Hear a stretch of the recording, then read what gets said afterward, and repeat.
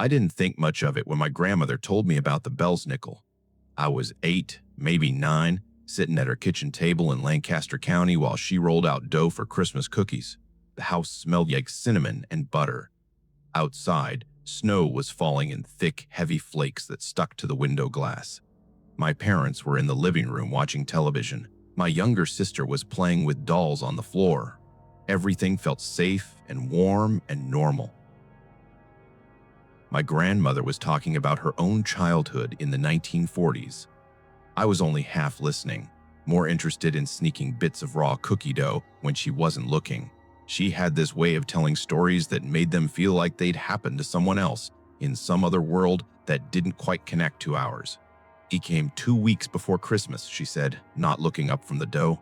"Always at night, always when it was cold." I asked her if she meant Santa Claus. She stopped rolling. The kitchen got very quiet. She looked at me with this expression I couldn't read, not quite serious, not quite joking, something in between that made my stomach feel strange. "No," she said, "not Santa." She went back to the dough and didn't bring it up again that day. I forgot about it for years. Life moved on the way it does. I grew up, went to college, moved to Philadelphia for work. My grandmother passed away when I was 23. Cancer. She went quickly, which everyone said was a blessing. I inherited some of her things, a few pieces of furniture, some photographs, a quilt she'd made, and a cedar chest I'd never seen opened. I brought the chest back to my apartment in October. It was heavy and old and smelled like mothballs and something else I couldn't identify, something that reminded me of her house. I left it in the corner of my bedroom for a month, meaning to go through it but never finding the time. Work was busy. I was dating someone. The chest could wait. I finally opened it on a Sunday in late November. The lock was rusted, but it opened easily enough. Inside were quilts folded carefully, some letters bound with string, a Bible with a cracked leather cover, and at the very bottom, a journal I didn't recognize. The journal was small, bound in dark leather with no title or name on the cover. I opened it to the first page. The handwriting was my grandmother's, but younger, less steady than I remembered.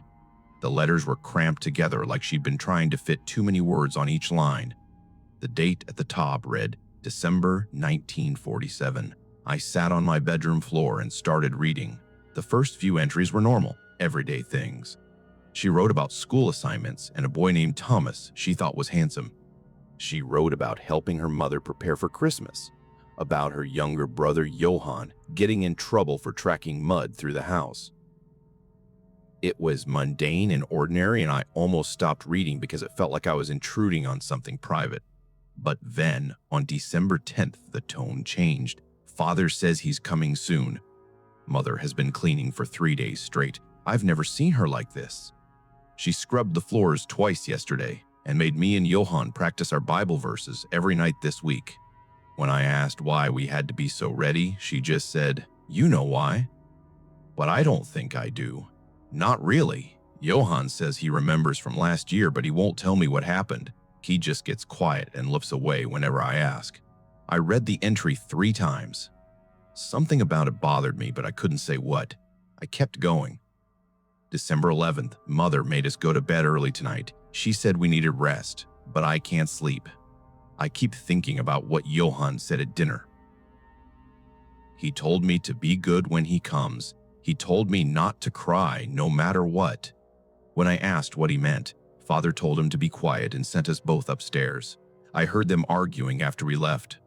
Mother was crying. I've never heard her cry before. December 12th, school was strange today. Anna and Margaret were talking about Christmas presents they wanted. I tried to join in, but I couldn't think of anything to say. All I could think about was what's coming. When I got home, Mother had me practice my verses again, over and over. She said I had to get them perfect. She said it was important, more important than I understood. I asked her what would happen if I got them wrong, and she didn't answer. She just made me start over from the beginning. My hands were starting to shake. I put the journal down and stood up. My apartment felt too quiet suddenly. It was almost 9 p.m. Rain was hitting the windows. I thought about calling my mother, asking her if she knew anything about this. but I didn't know what I'd say. Instead, I made tea and tried to think rationally about what I was reading. My grandmother grew up in a strict Pennsylvania Dutch household. I knew that much. My mother had mentioned it a few times, how different things were back then, how much stricter the rules were. This was probably just some kind of cultural tradition I didn't understand. Some method of discipline that seems harsh now but was normal then. That made sense. That was logical. I sat back down and kept reading. December 13th, I heard the bells tonight. We all did. It was around 8 o'clock, and we were sitting in the front room. Father was reading his Bible, Mother was mending. Johann was supposed to be doing his homework, but I could tell he wasn't really looking at his book. Then we heard them. Bells ringing outside. Not like church bells, smaller, sharper, like the kind you'd put on a harness, but there was no rhythm to them, just jangling and ringing and getting closer. Mother grabbed my hand so hard it hurt. She pulled me away from the window before I could look. She said I wasn't allowed to see, not yet. But I heard them for a long time, ringing and something else, something scraping against the side of the house, like branches but heavier. More deliberate. Johann was crying in his chair. Father went to the door with the lantern. He opened it and looked outside for maybe a minute. When he came back in, he didn't say anything. He just locked every door, checked every window, and told us to go to bed. His hands were shaking. I stopped reading and looked at the date on my phone. December 13. Today was December 13th. I'd opened the journal on November 30th and worked my way through it slowly over 2 weeks. And now, somehow, I'd reached December 13th in the journal on December 13th in real life. That was coincidence. It had to be. I kept reading, but my mouth felt dry. December 14th, he came inside last night. I don't know how. All the doors were locked. I checked them myself before bed. I was lying in my room, trying to sleep, when I heard the bells again. But this time, they were in the house. Downstairs. Close. I heard Mother crying. She never cries. Ever. Even when Johann broke his arm, she didn't cry, but last night she was sobbing like a child. Then I heard his voice. I can't describe it properly. It didn't sound like a person. It was too deep, too rough. Like stones grinding together. Like something that shouldn't be able to make words but does anyway. He was asking Johann questions in German. I could hear my brother answering, but his voice was so quiet I couldn't make out the words. I wanted to go downstairs. I wanted to help him, but I couldn't move. I was too scared. Then I heard the switch. The sound it made when it hit. A sharp crack. Then another. Johann didn't scream. He didn't make any sound at all. That was worse somehow. The silence was worse than screaming would have been. I put my blanket over my head and tried to count to 100 over and over until it stopped. It took a long time to stop. My heart was pounding. I stood up again and walked to my kitchen, then back to my bedroom, then to the kitchen again. I felt like I needed to move, to do something, but I didn't know what. The rain was coming down harder now. I could hear it hammering against the windows. I picked up the journal again. December 15th, it's my turn tonight. Mother told me this morning at breakfast. She said, I have to be ready.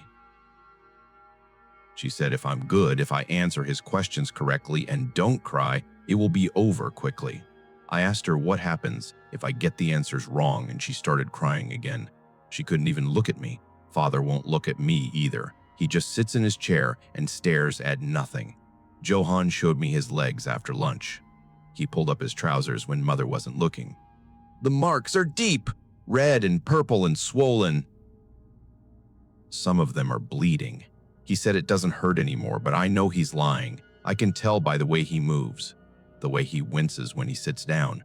I practice my verses all day. I know them perfectly now. I know them forwards and backwards, but I keep thinking about Johann and the sounds he didn't make. I keep thinking about Mother crying. I don't want to do this. I don't want to see him. I don't want to hear that voice. Mother says it's tradition. She says her mother did this and her grandmother before that. She says it makes us good. She says it teaches us to fear God. But I don't feel good. I feel scared. I feel sick. I can hear the bells right now as I write this. It's only 4 o'clock, but it's already getting dark outside. He's coming soon. I know he is. I can feel it. That was the last entry. I flipped through the rest of the journal frantically, but every other page was blank. Nothing. Just empty pages yellowed with age. I checked the date again. December 15th, 1947. My grandmother would have been 9 years old. You elt. The same age she was when she told me about the Belsnickel at her kitchen table all those years ago. I spent the rest of that night researching. I found folklore sites, academic papers about Pennsylvania, Dutch Christmas traditions, old newspaper articles. The Belsnickel was real, or at least the tradition was real. A figure dressed in furs and rags who visited children before Christmas to test their behavior. Sometimes he gave treats. Sometimes he used a switch made from hazelwood. Some sources said he was a companion to St. Nicholas. Others said he came alone. The descriptions varied, but they all mentioned the same details. The bells, the fur, the mask or the face covered in soot, the switch, the way he appeared without being invited. But all the sources I found made it sound almost playful, a little scary maybe, but ultimately harmless. A Christmas game. Folkloric theater meant to encourage good behavior. That's not what my grandmother wrote about. There was nothing playful in those entries. There was only fear. Real, visceral, childhood fear. I finally fell asleep around 4 a.m. When I woke up, it was December 14th. I went to work. I sat at my desk and tried to focus on emails and spreadsheets, but I couldn't stop thinking about the journal. About my grandmother as a little girl, practicing Bible verses because she was terrified of getting them wrong. About her brother showing her his legs. About her mother crying. About something that came into their locked house and hurt children while their parents watched. That night, I heard bells. I was in bed, almost asleep, when the sound pulled me back to consciousness. Distant at first, rhythmic but irregular, like sleigh bells but heavier, deeper. I sat up and listened.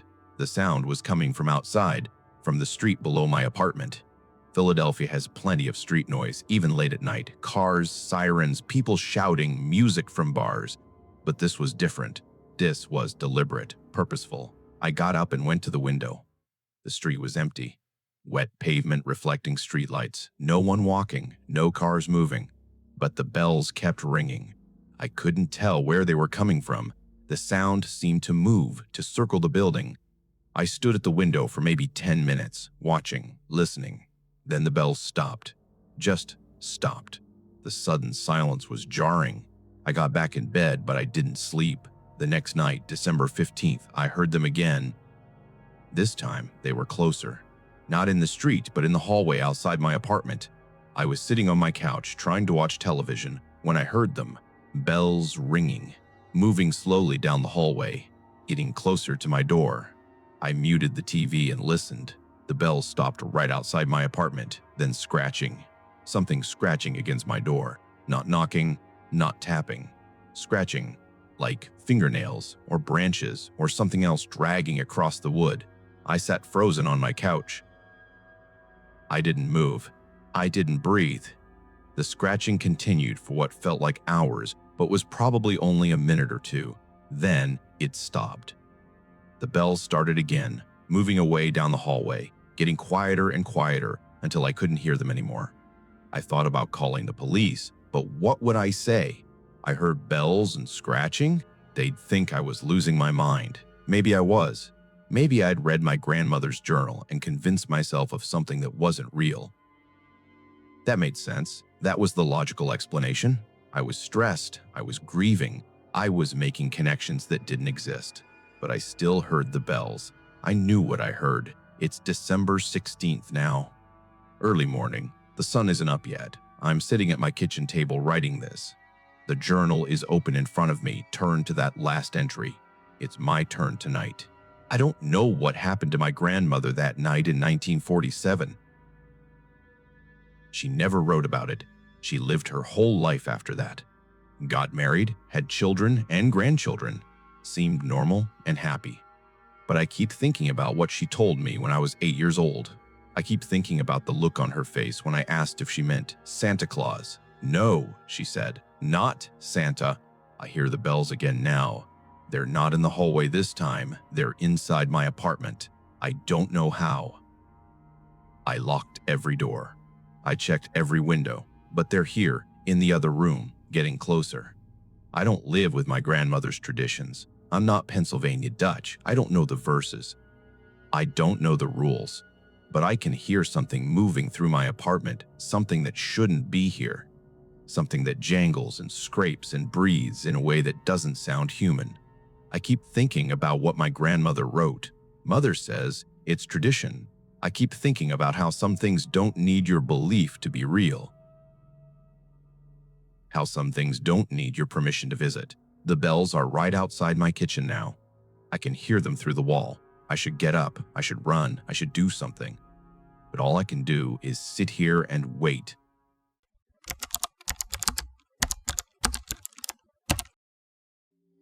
I was working the night shift at Harrisburg Hospital when I first heard about what happened on North Union Street.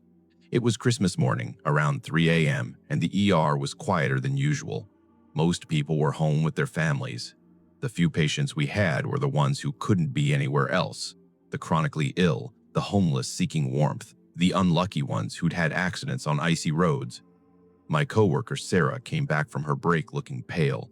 She was staring at her phone. "Did you see the news?" she asked. "I hadn't." I'd been focused on charting, trying to stay awake through the dead hours of Christmas morning. She showed me her screen. The headline read, "Triple homicide in Middletown, 3 women found dead on Christmas Eve." I read the article while Sarah watched. A mother and her 2 daughters, shot in their home on North Union Street. The details were sparse. Police weren't releasing much information yet, but there was one detail that stuck with me. A 9-month-old baby had been found in the house, unharmed, but alone with the bodies. A relative had discovered the scene when they arrived for Christmas dinner. "Jesus," I said, handing back her phone. "I know that street," Sarah said. "My aunt lives 3 blocks from there. It's a nice neighborhood, quiet." We didn't talk about it much after that. We had work to do, but I kept thinking about it through the rest of my shift, about that baby crying in the house while her mother and grandmother lay dead. About what that relative must have walked into, expecting Christmas dinner and finding something else entirely. I didn't know then that I'd end up connected to the case. That was just how it started. A news story that made me feel sad and disturbed, the way these things do when you hear about them from a distance. But distance doesn't always stay distance. 3 weeks later, I met Rebecca. She came into the ER on a Tuesday afternoon with her grandfather. He was having chest pains that turned out to be severe indigestion, nothing serious. While we waited for test results, Rebecca and I talked. She was in her early 30s, worked as a teacher, had moved back to the area recently to be closer to family. We hit it off. She was easy to talk to, with this quiet way of listening that made you want to tell her things. We started dating in February. She lived in Harrisburg, not far from the hospital. Her apartment was small but comfortable, full of books and plants.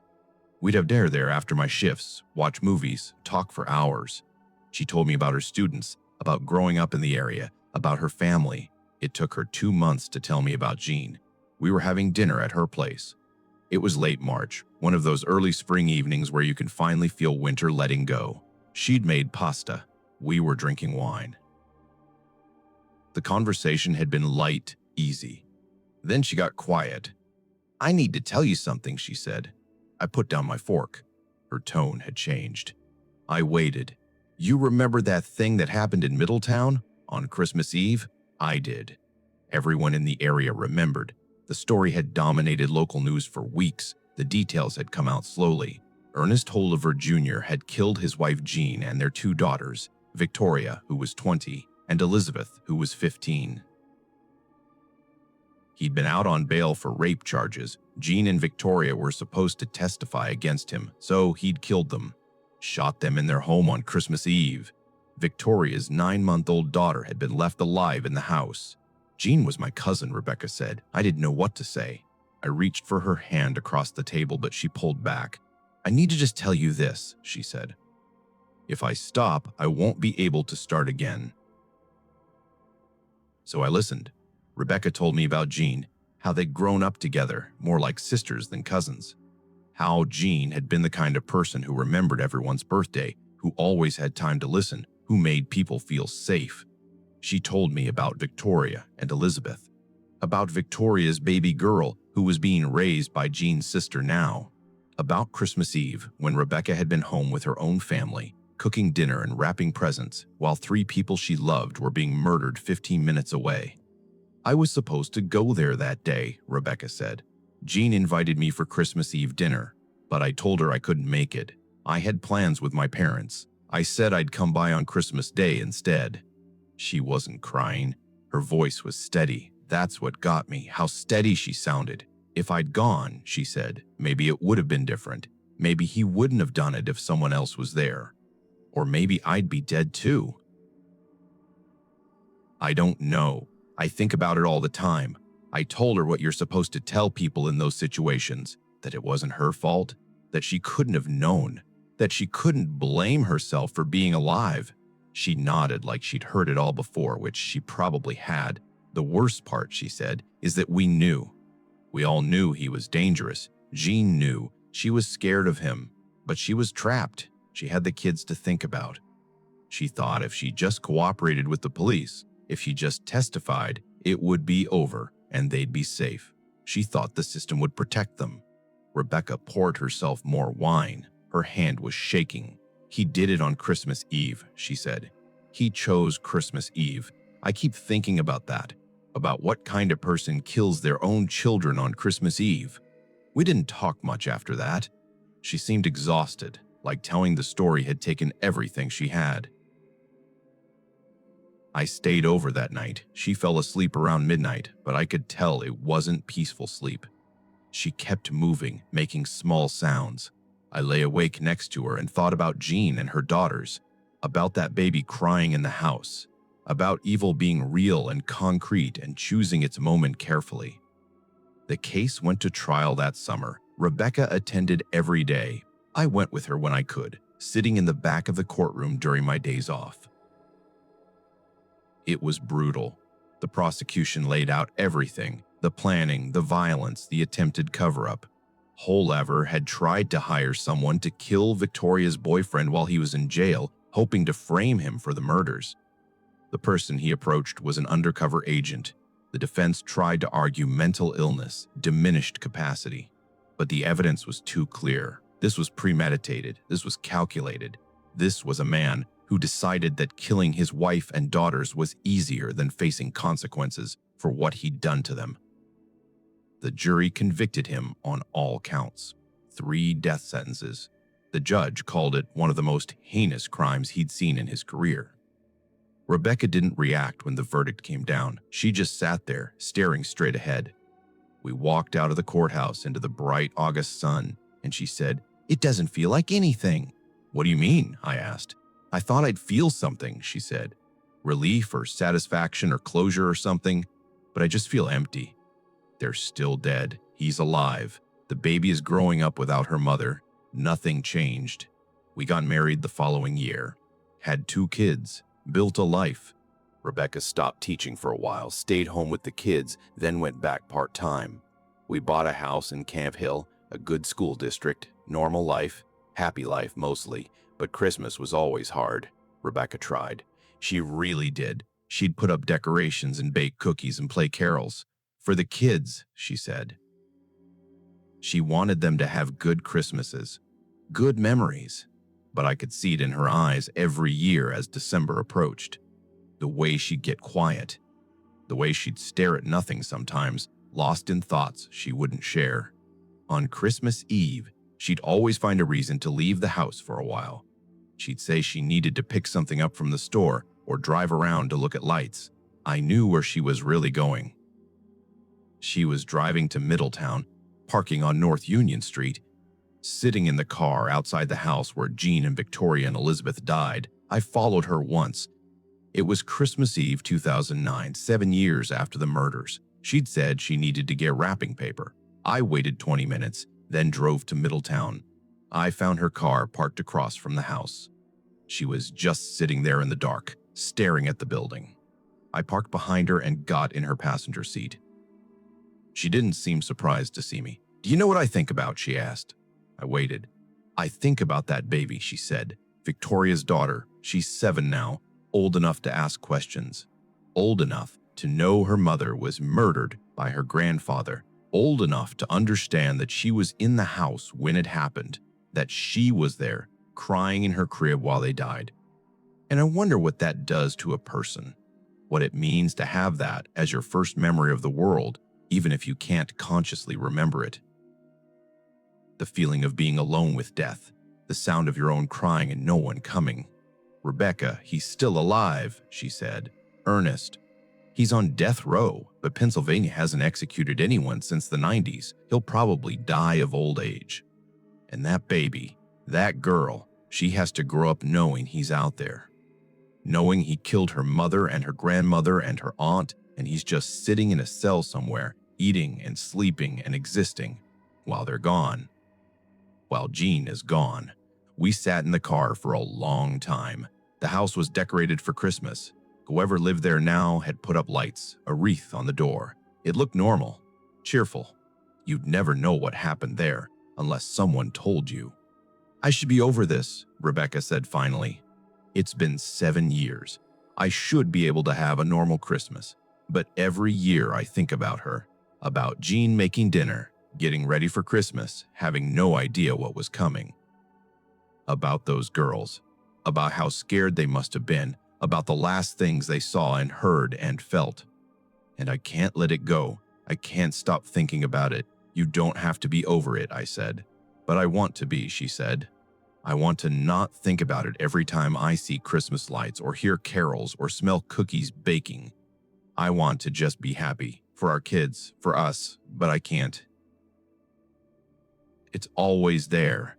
Every Christmas Eve, I'm right back in my parents' house, wrapping presents and laughing, while Jean was dying. While she was calling for help and no one came. While her daughters were dying.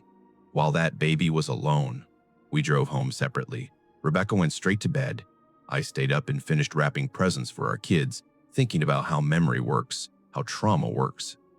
How some things don't heal, they just become part of you. Part of how you move through the world. It's been 22 years now since the Middletown Christmas Eve Massacre.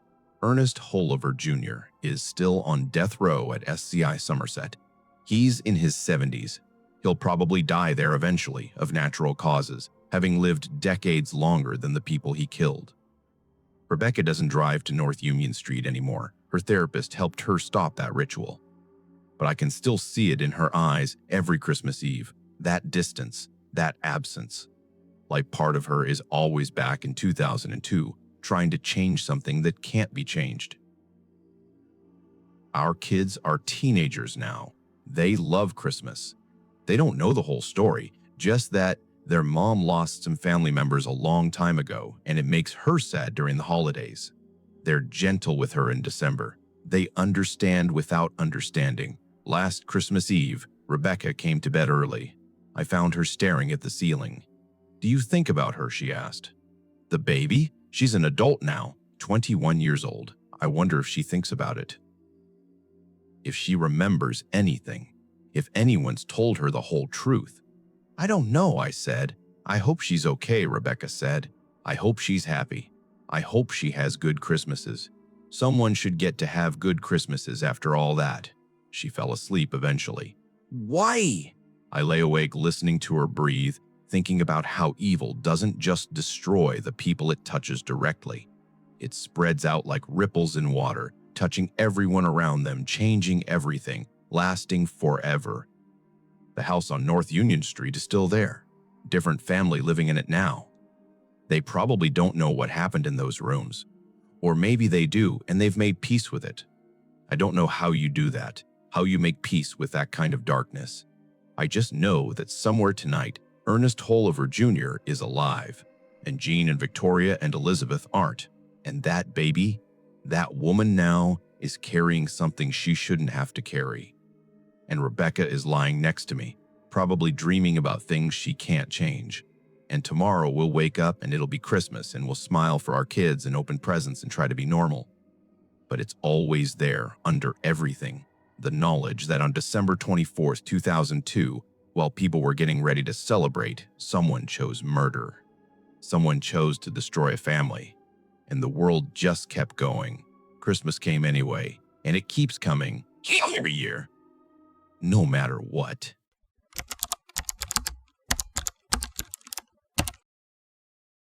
My mother worked at Pennhurst State School and Hospital from 1979 to 1983. She never talked about it. Not once during my entire childhood did she mention what she did there or what she saw. I only knew because my aunt told me once, casually, like it was common knowledge. Your mom used to work at that place in Spring City, she said. The one they shut down.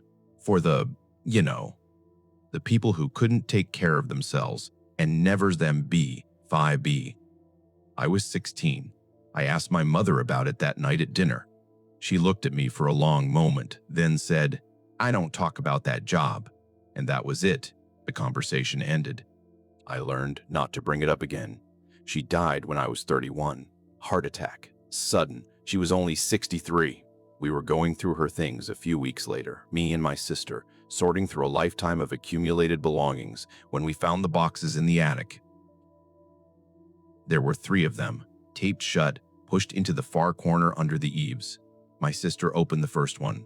Inside were files, personnel records, incident reports, photographs, handwritten notes, all from Pennhurst.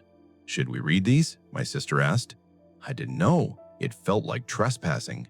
But my mother was gone, and these were her things now, our things. So we started reading. The first file was my mother's employment record. She'd been hired in January 1979 as an aide in Mayflower Hall. 24 years old. No prior experience in institutional care. The pay was $4.50 an hour. She worked the evening shift, 3 p.m. to 11 p.m., 5 days a week. The second file was a stack of incident reports. They were printed on yellow carbon paper, the kind that leaves your fingers smudged when you touch it. The dates ranged from March 1979 to November 1983. There were dozens of them. I started reading. March 15, 1979, patient found unresponsive in bed. No pulse. Dr. Chen called at 8:47 p.m. Patient pronounced dead at 9:15 p.m. Cause of death, respiratory failure. Patient had been coughing for 3 days, but no treatment was administered. April 3, 1979. Patient became aggressive during feeding. Restrained in chair for remainder of shift. Restraints remained in place overnight per supervisor instructions. May 22, 1979. Patient discovered with extensive bruising on arms and legs. Claimed staff member hit her but unable to identify which staff member. Supervisor noted, patient is unreliable witness due to mental deficiency. June 10, 1979. Patient in room 7 has been crying continuously for 6 hours. Will not eat. Will not respond to staff. Supervisor says to leave her alone until she calms down. I stopped reading. My sister was looking at another file, her face pale. "These are her notes," she said, showing me a notebook. Her handwriting. The notebook was small, spiral-bound, the kind you'd buy at a drugstore. The pages were filled with my mother's neat, careful script. The entries were dated, like a diary. March 1979, first week. I don't know if I can do this. There are so many of them and so few of us. The smell is overwhelming. Urine and feces and something else I can't identify. Some of the patients are tied to their beds. Some are in cribs even though they're adults. Some just rock back and forth all day, making sounds. The other aides say you get used to it, but I don't see how. April 1979. A patient died tonight. His name was Robert. He was 42. He'd been coughing for days, getting worse, but the doctor never came to see him. By the time someone called, it was too late. We just left him in his bed for 2 hours until the morgue attendant came. The other patients could see him. Some of them understood what they were looking at. Some didn't. I don't know which is worse. May 1979.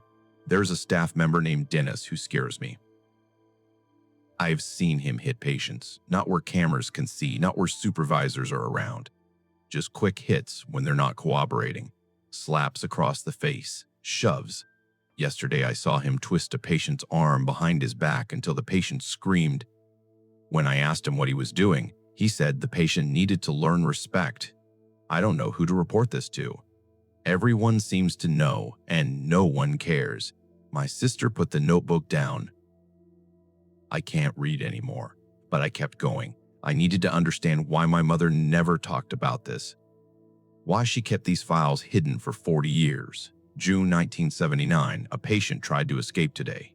His name is Michael. He's 27, but he has the mind of a child. He got out through a broken window and ran across the grounds. It took 6 staff members to catch him. They dragged him back and put him in isolation. I could hear him screaming from 3 hallways away. He screamed for hours. No one checked on him. When the shift changed at 11 p.m., he was still screaming. July 1979. It's summer now. The heat is unbearable. There's no air conditioning in most of the buildings. The patients are sweating through their clothes. Some of them are dehydrated, but we don't have enough staff to give everyone water regularly. We're supposed to check on each patient every hour, but there are 40 patients in my unit and only 2 aides on shift. The math doesn't work. People are being neglected. People are suffering, and there's nothing I can do about it. August 1979, a news crew came today. NBC, they're doing a story about Pennhurst. The administration told us to clean everything, to dress the patients in nice clothes to make it look better than it is. We spent 3 days preparing for their visit, but they didn't just visit the areas we'd cleaned. They went everywhere. They saw everything. I hope they tell the truth. I hope people finally understand what this place is. I remember that NBC report. It aired in 1968, but there were follow-up investigations through the 70s and 80s. Suffer the Little Children, it was called. It exposed the abuse, the neglect, the inhumane conditions. It led to lawsuits and eventually to Pennhurst's closure. But that wouldn't happen until 1987. My mother still had years left when she wrote that entry. September 1979, I'm starting to have nightmares. I dream about the patients, about their faces, about the sounds they make, about the ones who can't speak, but you can see in their eyes that they understand everything, that they know what's happening to them, that they're trapped and suffering and no one is coming to help. The entries continued like that through 1980, 1981, 1982, each one documenting another horror, another patient who died, another instance of abuse, another day of watching people suffer because the system didn't care about them. Then, in December 1982, the tone changed. December 18th, 1982, something strange is happening in Mayflower Hall. The patients are more agitated than usual. They're not sleeping. Some of them are staring at empty corners, at shadows, like they're seeing something we can't see. Maria, one of the other aides, says the building is haunted. She says she's heard voices when no one is there, footsteps in empty hallways, doors opening and closing by themselves. I told her she was being ridiculous, but then last night I heard it too.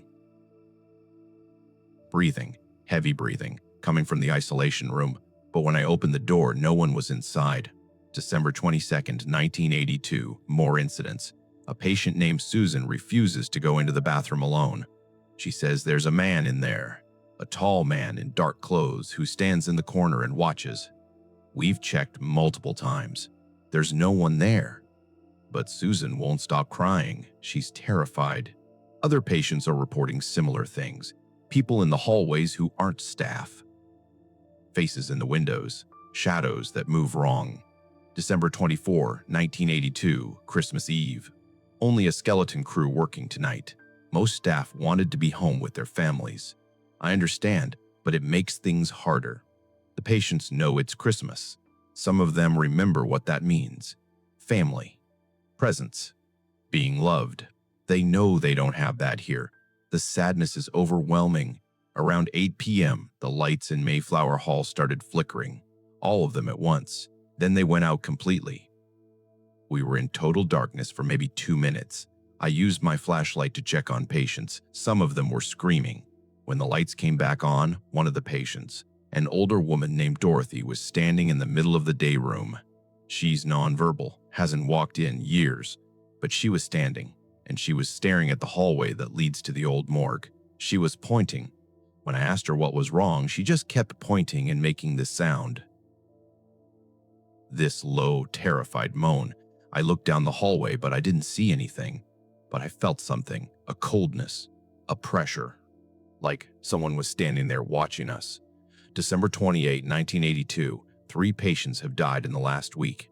That's unusual even for Pennhurst. 2 respiratory failures and 1 heart attack.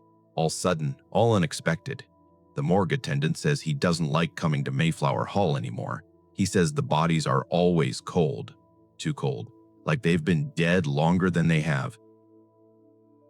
He says the morgue in the basement feels wrong. He won't go down there alone anymore after dark.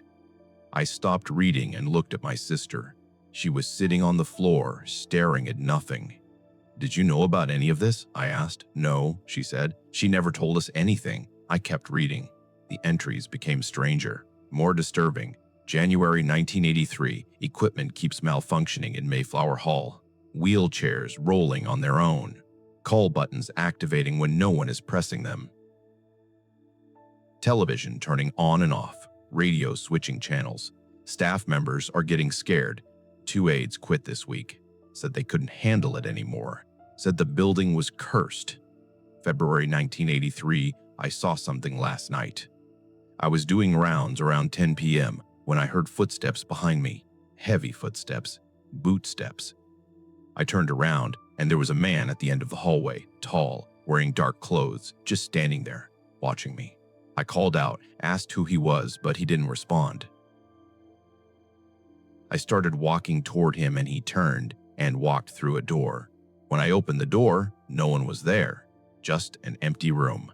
But it was freezing, like someone had left a window open in winter. All the windows were closed. March 1983, more sightings. Multiple staff members are reporting the same man, always in dark clothes, always watching, never speaking. He appears in hallways, in patient rooms, in the morgue. One aide says she saw him standing over a patient's bed, just staring down at them. When she approached, he vanished, ashed all be is. Another aide says he followed her down the stairs to the basement, and when she turned around, he was right behind her, close enough to touch. Then he was gone. April 1983, I'm starting to think the patients are right. That there is something wrong with this building, not just the abuse and neglect. Something else, something that was here before, or something that came because of what happened here. All the suffering, all the death. Maybe it left something behind. Maybe it attracted something, I don't know. But I know I can't keep working here. The final entry was dated November 15, 1983. My last shift. I gave my notice last month. I can't do this anymore. Not the patients. I'd stay for them if I could. But the building. The things I've seen. The feeling I get every time I walk through those doors. Like I'm being watched. Like something is waiting.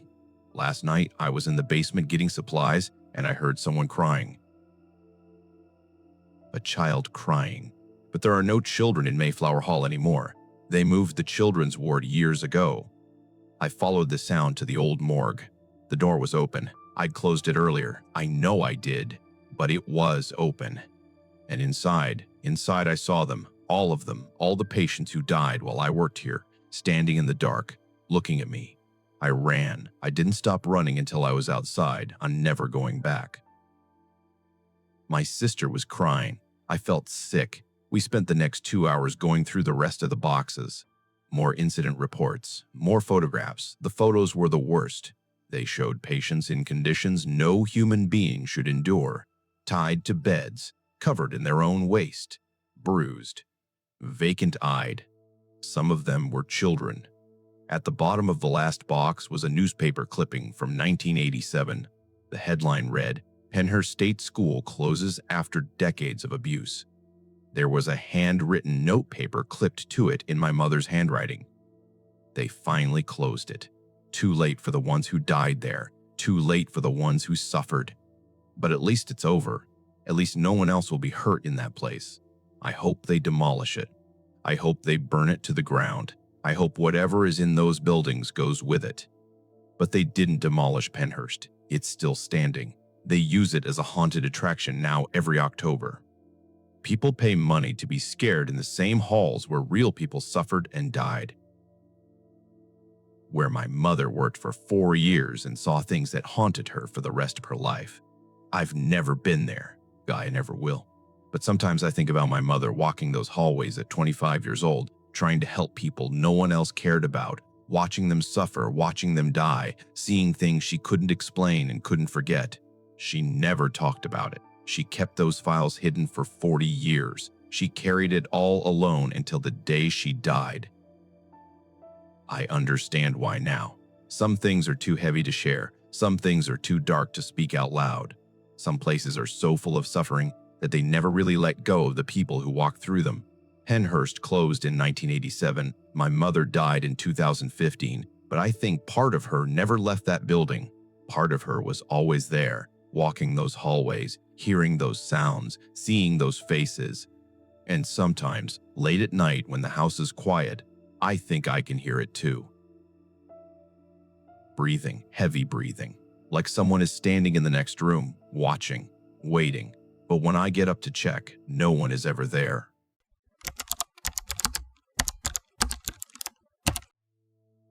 My great-grandfather kept a journal his entire adult life. Every day from 1902 until his death in 1954, he wrote at least a few lines, mostly mundane things, weather reports, work notes, what he ate for dinner. My father inherited the journals when he cleaned out my great-grandfather's house, but he never read them. They sat in boxes in our basement for 30 years. I found them when I was home for Christmas break in 2008. I was a junior in college, studying history, and the idea of primary source documents from the early 1900s fascinated me. I asked my father if I could read them. He said, sure, he'd been meaning to go through them anyway, but never had time. I brought 3 journals back to my apartment. They were leather-bound, the pages yellowed and brittle. My great-grandfather's handwriting was small and precise. The earliest journal I had was from 1909. I started reading on December 20th, 2008. The entries were exactly what I expected. Notes about his job at the lumber mill, mentions of people whose names meant nothing to me, observations about the weather in Williamsport. Then I reached January 1909 and everything changed. January 17, 1909, strange reports in the newspaper today. People in New Jersey claiming to have seen some kind of creature. The article calls it the Leeds Devil. Says it has wings like a bat and the head of a horse. Sounds like nonsense to me, but the paper is treating it seriously. Multiple witnesses, footprints in the snow.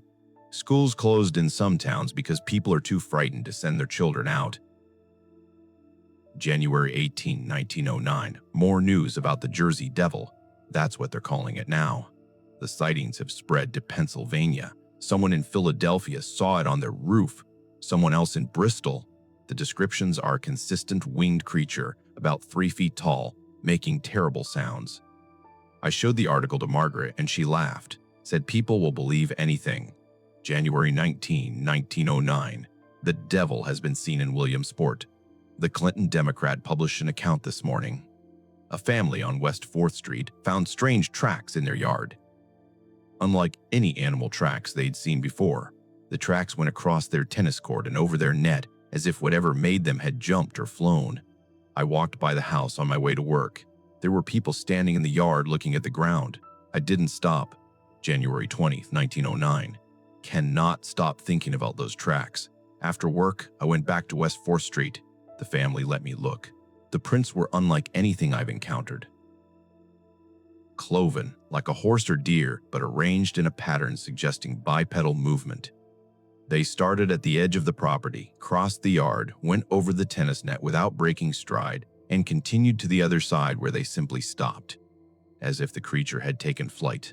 I measured them, approximately 4 inches long, deep impressions suggesting significant weight. Margaret says I'm being foolish, that someone is playing a prank, but who would do such a thing? And how? I stopped reading and looked up the Clinton Democrat archives online. It took me 20 minutes, but I found it, a digitized article from January 20, 1909 titled, "The Leeds Devil, Mysterious Tracks Seen in Snow in Jersey Found in Williamsport." The article described exactly what my great-grandfather had written: the family on West 4th Street, the tennis court, the inexplicable tracks. I kept reading his journal. January 21, 1909, more sightings. Charles Poorman of Lockhaven saw the creature on his roof last night. He set up a ladder this morning so neighbors could see the tracks it left. The Lockhaven Express sent a reporter. I read the article at lunch. Poorman described the creature as having a long neck, wings, and making a sound like nothing he'd ever heard. Half screech, half whistle. Several others in Lockhaven have reported seeing or hearing it.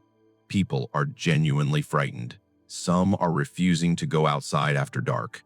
January 22, 1909, I saw it tonight. I was walking home from the mill around 7 p.m. Dark already, cold, snow coming down lightly. I was passing the woods on the north edge of town when I heard something. A sound I cannot adequately describe. Shrill but deep at the same time. Animal but wrong. I stopped walking. The sound came again, closer. Then I saw movement in the trees. Something large. Something that shouldn't be able to move the way it was moving. It was in one tree, then another, covering distances too quickly. I could see its silhouette against the snow-covered branches. Wings. Definitely wings. And a shape that didn't match any bird or bat I know. I ran. I am not ashamed to admit it. I ran all the way home and didn't stop until I was inside with the door locked. Margaret asked what was wrong. I told her I'd slipped on ice and fallen. I don't know why I lied. Maybe because saying it out loud would make it real.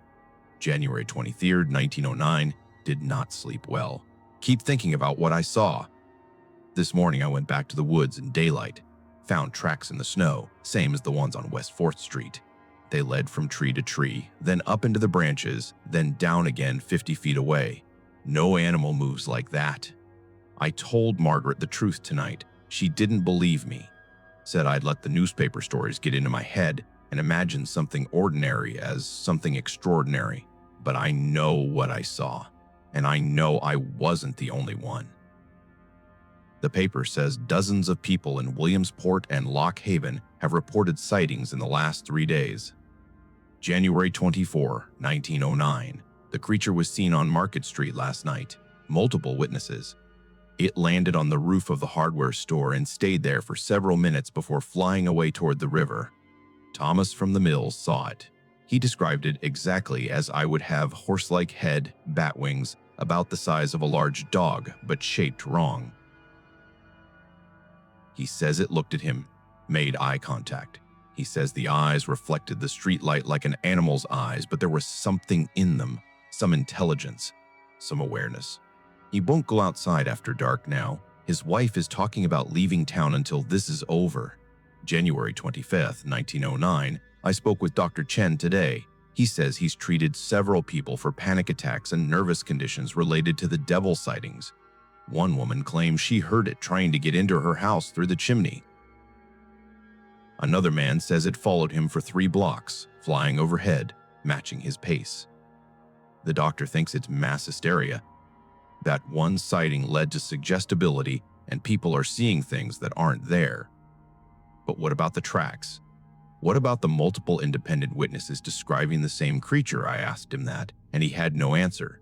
January 26, 1909, no new sightings today. The paper speculates the creature has moved on, or perhaps returned to New Jersey, where the initial reports originated. I want to believe it's over, but I keep looking at the sky when I walk outside, keep listening for that sound. Margaret says I'm being paranoid. Maybe she's right.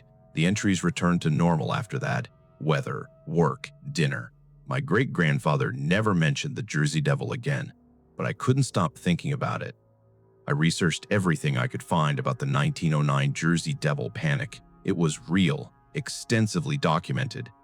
Newspapers across New Jersey and Pennsylvania reported sightings throughout January.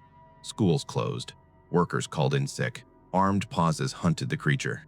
The Philadelphia Zoo offered a reward for its capture. Some sources claimed it was mass hysteria. Others suggested hoaxes. But no one could explain the consistent descriptions across dozens of independent witnesses. No one could explain the tracks. I called my father and asked if he knew anything about great-grandpa seeing the Jersey Devil. He laughed and said no, his grandfather never mentioned anything like that. He was a practical man, not given to flights of fancy. But I had his journal, his first-hand account, written in real time as the events unfolded. I finished my Christmas break and went back to school in early January. I brought the journals with me. I kept reading months of mundane entries. Then, in November 1909, something strange appeared. November 14, 1909, the dreams have started again, same as last winter. I see it flying over the town. I see it looking in windows. I hear that sound. I wake up in cold sweats. Margaret is worried about me. I told her I'm fine, but I'm not sure I am. December 1, 1909, saw tracks in the snow behind the mill today. Same tracks as last January. I didn't tell anyone. Didn't report it. What would I say? I took measurements, identical to the tracks from the sightings. I followed them into the woods but lost them after a quarter mile. They just stopped, like it flew away. December 10th, 1909, Thomas saw it again. He won't say where or when, but he came to work this morning white as a sheet. When I asked him what was wrong, he just shook his head. After lunch, I found him in the supply room, just sitting there. He said, "It's back. It came back." I knew immediately what he meant. I asked if he'd reported it, and he said no. Said people would think he was crazy. Said his wife made him promise not to talk about it. But he needed to tell someone. Needed someone to know he wasn't imagining things. December 24, 1909, Christmas Eve. Margaret and I attended church services. On the walk home, around 9 p.m., I heard it. That sound, coming from somewhere above. I looked up but saw nothing, just dark sky and falling snow. But I heard it. Margaret heard it too this time. She grabbed my arm. We walked home quickly, didn't speak about it. Now we're home, and I can still hear it in my head. That impossible sound. I pray it leaves again. I pray this isn't starting over. The entry stopped on December 25th.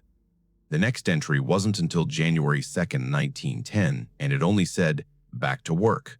Quiet week." I read through the rest of 1910, 1911, 1912. Nothing about the Jersey Devil, nothing strange at all, just normal life.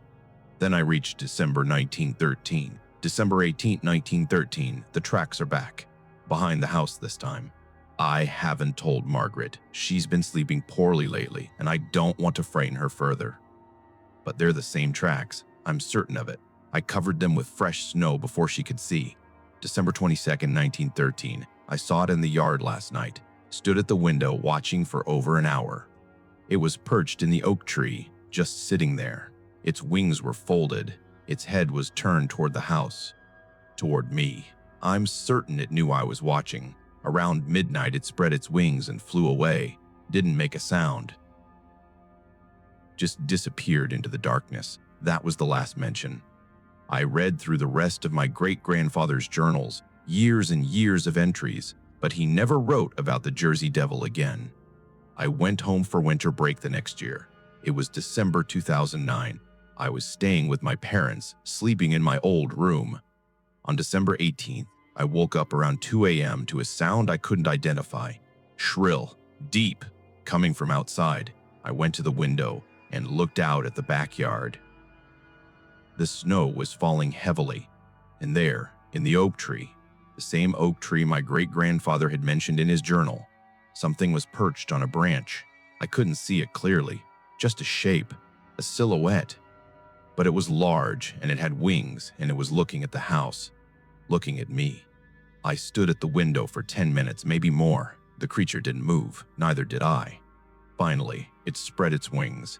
I could see them clearly then, enormous, bat-like, and took flight. It rose straight up, impossibly fast, and disappeared into the falling snow. In the morning, I went outside. There were tracks in the snow beneath the oak tree, cloven, arranged in a bipedal pattern, approximately 4 inches long, deep impressions suggesting significant weight. I took photographs. I measured them. Then I covered them with fresh snow before anyone else could see. I never told my parents. I never told anyone. Who would believe me? But I still have my great-grandfather's journals. I still have the photographs on my phone, and every December when I go home for Christmas, I check the oak tree. Most years, there's nothing, just an empty tree. But sometimes, late at night when the snow is falling, I hear that sound, that impossible sound, and I know it's back. I know it never really left. I understand why my great-grandfather stopped writing about it. Some things are too strange to share. Some things people won't believe even when you show them the evidence. So you keep it to yourself. You watch the tree, you listen for the sound, you wait. And every few years, when December gets dark and cold, you remember that some old legends aren't legends at all. They're just things that people stopped talking about because talking about them didn't make them go away.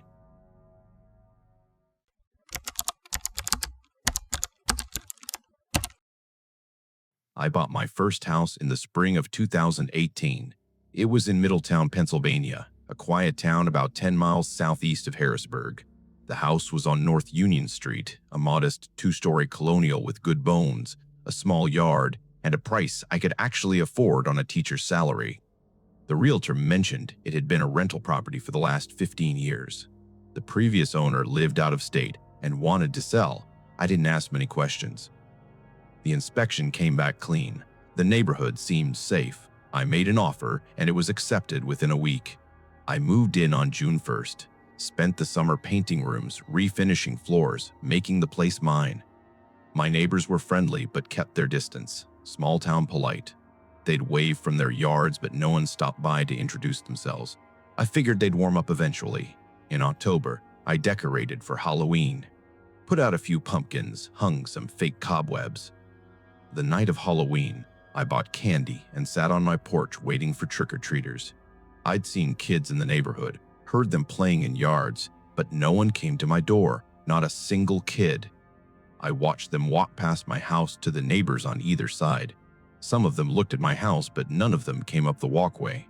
I mentioned it to the woman who lived across the street the next day. Her name was Patricia. She was in her 70s, had lived on North Union Street since 1985. "Oh," she said when I brought it up. "Well, you know." "Know what?" I asked. She looked uncomfortable. "About the house. What happened there?" I didn't know. The realtor hadn't mentioned anything. Patricia seemed reluctant to continue, but I pressed her. Finally, she told me. On December 24th, 2002, a man named Ernest Holaber Jr. murdered his wife and 2 daughters in my house. Shot them. Left their bodies there. A 9-month-old baby was found alive the next day when family members arrived for Christmas dinner. I felt sick. Patricia was still talking, but I couldn't focus on her words. I went back inside and immediately searched online. Found articles, court records, photos of the house, my house with crime scene tape across the front. Jean Holaber, age 52. Victoria Holaber, age 20. Elizabeth Holaber, age 15. All killed on Christmas Eve. Ernest was on death row. The baby Victoria's daughter had been raised by relatives. I sat on my living room floor and tried to process it. 3 people had been murdered in this house, in these rooms, 16 years ago, and no one had thought to tell me. I called the realtor. She said Pennsylvania has no requirement to disclose deaths in a property unless I specifically asked. I hadn't asked. I called my parents. My mother wanted me to move out immediately. My father said I should at least think about it, but I'd put everything I had into the down payment. I couldn't afford to move. I was stuck. The first few weeks were difficult. I couldn't stop thinking about what happened here. Couldn't stop imagining it. I researched the case obsessively. Read every article. Watched every news report I could find. I learned that Jean had been shot in the living room. Victoria in the upstairs hallway. Elizabeth in her bedroom. The baby had been in a crib in Victoria's room. I tried to make peace with it. People died in houses all the time. Old age, illness, accidents. This was violent, yes, traumatic, but it was in the past. The people who lived here after 2002 had been fine. It was just a house, just walls and floors and rooms. What happened here didn't change that. But I started noticing things. Small things at first. Doors that I'd closed would be open. Lights I'd turned off would be on. I'd hear creaking sounds at night, footsteps in the hallway, on the stairs. Old houses make sounds, I told myself. Settling foundations, temperature changes, normal things. Then I started finding objects moved. A picture frame I'd left on the mantel would be on the floor. Books would be in different positions on the shelf. My coffee mug would be in a different room from where I'd left it. I lived alone, no pets, no explanation. I convinced myself I was being forgetful, stressed. The knowledge of what happened here was making me paranoid, making me see significance in random occurrences. December came. The neighborhood started decorating for Christmas. Lights on houses, wreaths on doors, inflatable Santas in yards. I put up a tree in my living room, hung some lights outside, tried to have a normal holiday season. On December 10th, I woke up at 3 a.m. to voices downstairs, faint, indistinct. I sat up in bed and listened. They sounded like conversation, 2 or 3 people talking. I grabbed my phone and crept to the top of the stairs. The voices were coming from the living room. I could hear them clearly now. A woman's voice, a younger woman's voice. Words I couldn't quite make out. I turned on the hallway light and the voices stopped immediately. I went downstairs. Every room was empty. Every window was locked. No one had been there. I didn't sleep the rest of that night. On December 15th, I heard footsteps in the upstairs hallway. I was in the kitchen making dinner. The footsteps were distinct. Slow, heavy, walking from one end of the hall to the other, then back, then again. I went upstairs with a knife from the kitchen. The hallway was empty. But one of the bedroom doors, Elizabeth's room, I realized with a chill, was open. I'd closed it that morning. I always kept it closed. On December 20th, I found a handprint on the bathroom mirror. Small, child-sized. I lived alone. I hadn't had any visitors. The print was on the inside of the mirror, in the condensation from my shower. As if someone had pressed their hand against it from inside the bathroom while I was showering. I called Patricia, asked if the previous tenants had mentioned anything unusual. She hesitated, then admitted that most tenants didn't stay long, a year at most, some only a few months. When I asked why, she said people felt uncomfortable in the house, heard things, saw things. But she'd thought it was just the knowledge of what happened, making them imagine things. Is it? I asked. She didn't answer right away. Then she said, I don't know. But I'll tell you this, on Christmas Eve every year, I make sure I'm not looking at your house. I keep my curtains closed. I don't want to see. See what? I don't know, she said, and I don't want to know. December 23rd. I was seriously considering leaving for a few days, going to my parents' house for Christmas. But I'd already taken time off work, already bought groceries for the holiday. And part of me, the stubborn part, the rational part, refused to be driven out of my own house by fear and imagination. That night, around 11 p.m., I heard the front door open. I was in bed. I heard the distinct sound of the door opening, the creak of the hinges, the change in air pressure, then footsteps in the entryway, in the living room, on the stairs. Coming up the stairs. I grabbed my phone, ready to call 911. The footsteps reached the top of the stairs, turned into the hallway, stopped outside my bedroom door. I could see the shadow under the door. Someone was standing there, not moving, just standing. I called out, "Who's there?" No response. The shadow didn't move. I called out again.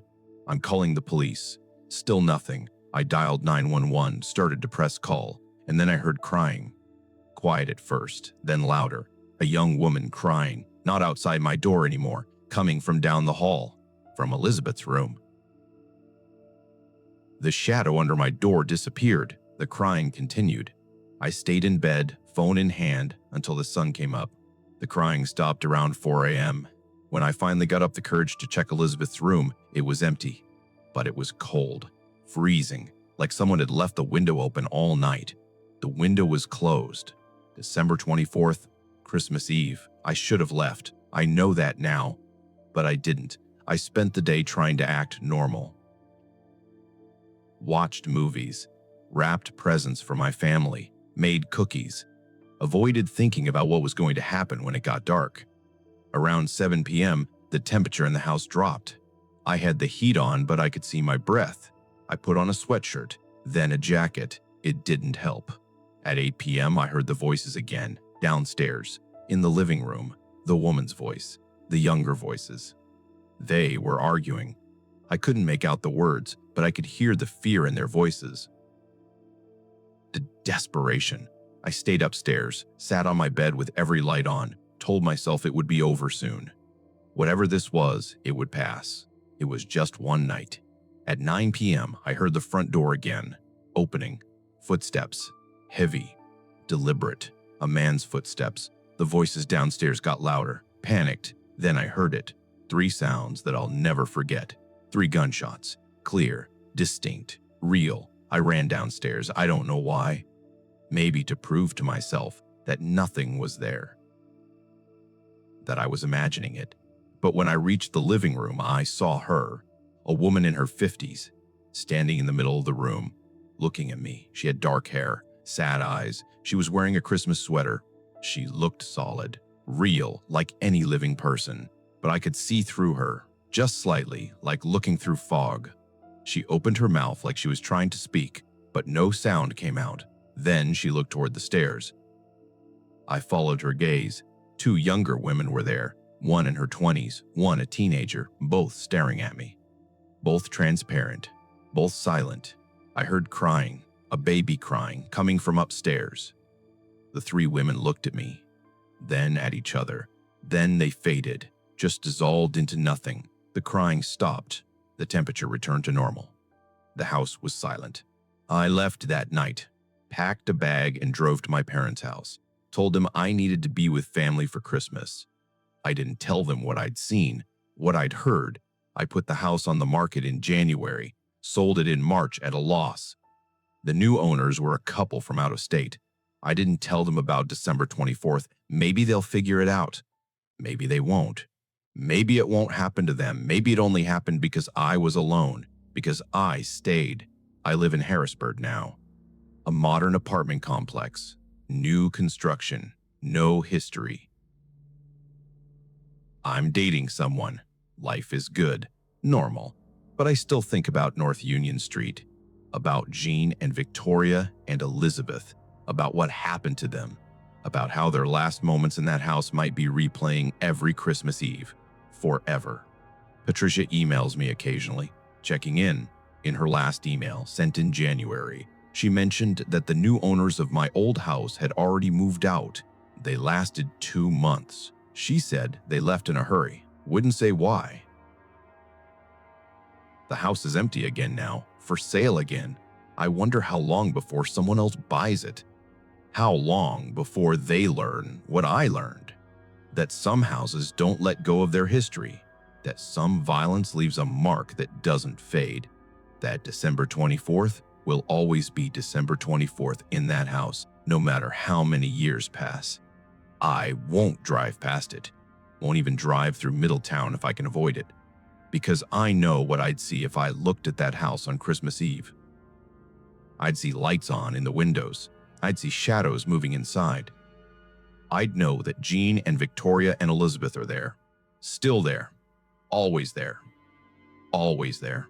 Trapped in the worst night of their lives. Reliving it forever. And there's nothing anyone can do to help them.